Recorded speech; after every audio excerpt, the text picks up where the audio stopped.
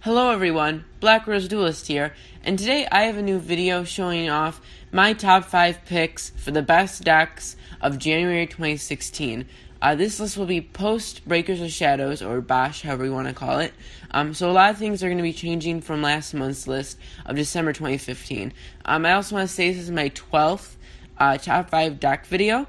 My 13th one will be next month, so it's been technically, at the end of this month, a year of me doing these videos. So I want to thank everyone who's been watching ever since the start, and if you're a new watcher, please hit that subscribe button because these come every month and they're very hard and fun to make though too. So anyways, let's get on with number 5 for the best decks of January 2016. Number 5, we actually have more of an edgy choice, and that's Elemental Heroes, or Mass Heroes, or any type of heroes you want them to be, but most likely just a Mass Hero themed deck. The reason why this deck I put number 5 is because, especially the top 3 is more of a lock-on choice, and it's kind of more of the tier 2-ish decks that will be charting number 4 and below. Because the top 3 decks are just that powerful, especially the number 1 deck. So this is more of a rogue deck, but this is on top of the rogue, if that makes sense. Heroes, if you get Masked Hero Darklaw on the field, and from Shadow Mist with all that searching and masking and all that stuff, against the Pendulum deck, it's going to be very hard for them to compete, and that's crazy because it's that easy to summon. When you destroy an opponent's monster while you have Darklaw on the field, it gets banished instead of going to the Pendulum zone. Whenever they add a card from either Joker or the Gi Turtle or the Performapal Magician, even when they play the Performapal Magician to destroy their scales, the scales are going to get banished. So, and whenever they search, you can banish a card from their hand. So, the deck is really, really good countering Pepe and Majespecters, and even kind of Kozmo to a point. So, the deck, being that it has very good back row, very good offense, and then Darklaw on top of it, the deck is a very good competitor, at least for the number 5th spot. So, number 5, we have Elemental Heroes. At number 4, we have a deck that's going to gain lots and lots of support, all from one card in Bosch, and that card is Mermail, Atlantean Nuptibus. The deck is gaining lots of support from this one card, and it's all because it really helps the OTK-ness, that's the word, of the deck. Being able to send an Atlantean from your deck, then activate that Atlantean's effect to either add or destroy a card, and then being able to tribute Nuptibus, and then when Nuptibus gets tributed, you can target another Atlantean in your graveyard and special summon it, getting more fodder for OTKs with Megalo, being able to just send a Dragoons from the deck, and then being able to search anything in your deck. It's just really crazy, and it being a level 2 or level 1 on top of it, and being able to summon it off of Deep Sea Diva, and then all the synergy with the Mermails, the deck is going to gain lots and lots of power from this one card, and it's really going to be able to compete on a level of almost Kozmo and Pepe and Majespecters. That's why I put it at number 4, because it can't quite compete with those exactly, but the fact that you can deal like 8,000 plus damage with 2 cards, being able to do that with a Megalo and a Nuptibus out of nowhere, you can really catch some Pepe players and Majespecters and Kozmo players off guard and beat them with ease with this deck.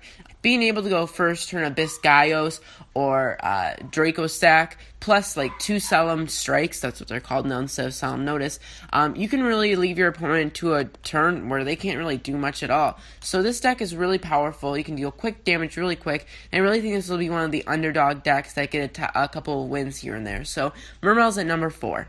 At number 3, we have the first, I guess, real contender for the top deck, and that's Majespecters. Mermails and Heroes were pretty good, but they're more of the rogue, the top of the rogue, like I said before. Majespecter is one of those decks that can really compete with Pepe with all the support they have. I put Gamma as the spokesperson here because that's really what's going to help them in this next format as we get into Bosch. Bosch, they get Majespecter Gamma, Majespecter Sonic, and Majespecter Supercell.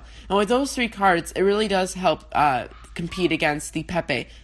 Being able to play 3 of a Solemn Notice, and then 3 of another Solemn Notice, like the whole Majespecter Tempest being able to search for that is really key against the Pepe matchup, because when they special summon or pendulum summon 3 monsters out of nowhere, you can negate that summon and send them all to the grave, all because you searched that Tempest with the Gamma. And on top of that, now you have the Notice, or the Strike, whatever, so you can do it even more. The matchup against Pepe is really strong. The only downside is the Kozmo matchup is really, really bad.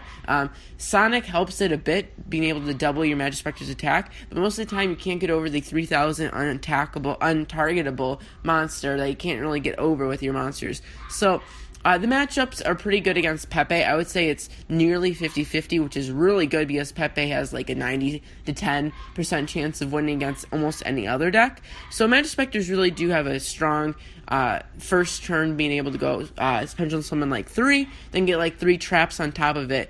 They really do have a good Pepe matchup. So that's what brings them at number 3, having a good Pepe matchup. Following that, we have number 2, Kozmos. Kozmos are a deck I actually almost put at number 3, but the fact they have a really good Majespecter matchup and can kill basically anything that isn't Pepe is a pretty good way to put them at number 2. Kozmos are very powerful going into this next format because of the new Kozmojo trap, the trap, and then the new Eclipser and a couple other support cards like Tin Can, and then obviously the really strong support they had before. Their only problem is Pepe can really easily demolish them. They can beat Pepe, of course. Any deck can beat another deck, but the matchup against Pepe is pretty bad, and that's what's going to put them at number 2 or number 3 this format. The Pepe matchup just completely demolishes them. But that's not saying that they aren't powerful themselves. Just because Pepe can beat them doesn't mean they're a bad deck. Being able to go OTK almost as much as, or more than Mermails can, they can really easily put huge damage on board, and that's what can really beat the Pepe matchup, is having them have low defenses and then going farm girl attack, then going to a Dark Destroyer destroys like a farm another ship, and then the ship gets another monster, and then you can attack. Really quick damage, especially with E-telling all that. So Kozmos are number 2 because they have a really strong matchup against everything that isn't Pepe, and also can do really quick damage that can also sometimes defeat Pepe. So we have number 2, Kozmos. If you are a new player and you have no idea what Pepe is, I think it's time for you to hit the books, go on DN, search it up, try it out, face it. This deck is going to demolish Yugioh almost, or maybe even more than Dragon Rulers did in 2013. Maybe even more because they don't have a really big competitor like Spellbooks were. Pepe, okay. First turn, you get like plus 10 really, really easily. You get to end the board with a Cyber Infinity, a Solemn Strike, now called Solemn Strike, and then more traps and more monsters, being able to go into like Ignisters, being able to go into all these huge monsters with huge back row, huge defenses, huge offenses. The deck just spams and spams and spams, searches, until basically they have way more advantage than you, and you cannot catch up. They can go plus 5, plus 6 every turn easily. The deck is probably the most consistent deck probably ever, because Turtle and Monkey Board gets to search another pendulum, and then the pendulum comes out and they can summon the Pendulum Magician. The Magician destroys 2 pendulums and they get to search 2 more pendulums. Then you can play Joker, which searches another pendulum. As you can see, all this searching makes the deck super, super consistent, and then you can get all these pluses off of just one card all the time, and the deck is just so hard to compete against. It's really, really unfair, and if you haven't seen it, I made a duel match of Pepe versus 3 other really strong decks this format, and it just demolished them with ease, okay? The deck is just too crazy to compete against, and it's going to be a Dragon Ruler, maybe even stronger than Dragon Ruler. The deck itself is stronger than Dragon Ruler, but at this point in time, it could be bigger than Dragon Ruler was in 2013. So really watch out for this deck. All these decks are really good, this format, but obviously none of them can really compete against Pepe like anything else really can. Masked Heroes, you're going to see a lot of the deck like Masked Heroes that have a pretty good Pepe matchup, and that's why they're good. Anything that has a good Pepe matchup is going to be good this format. Sadly, not many decks do have a good Pepe matchup, but Masked Heroes are one of those. So, along with Majespecters, and that's why they're high on my list. So, anyways, this is basically Pepe format like Dragon Ruler format was, or like Gladiator, Beast, or Black Wings were in their prime, or the frogs, any deck. This deck is definitely going to be in their prime. You thought Necros are bad? No, this is going to be at least 5 times more powerful and more popular than Necros were last year at this time. So, I really hope you enjoy this video. I'm not going to be one of those people who force down your throat. Please subscribe. But it does take a while to make these videos, make the list, make the art. So, I would be really appreciative if you did hit that subscribe button and the like button, because it does take me a lot of time. And if you like this video, I make them every single month. It'll be the 1-year anniversary next year, as the first one I did on this channel was February. I'm sorry if you hear a dog barking. It's not dying. It's cute. It's a very pretty dog, okay? It's fine. It just misses me. I'm just kidding. Love you, everyone. Thank you for watching. Please like, comment, subscribe. I'll see you guys next time. I'll be doing a deck profile of each of these I'll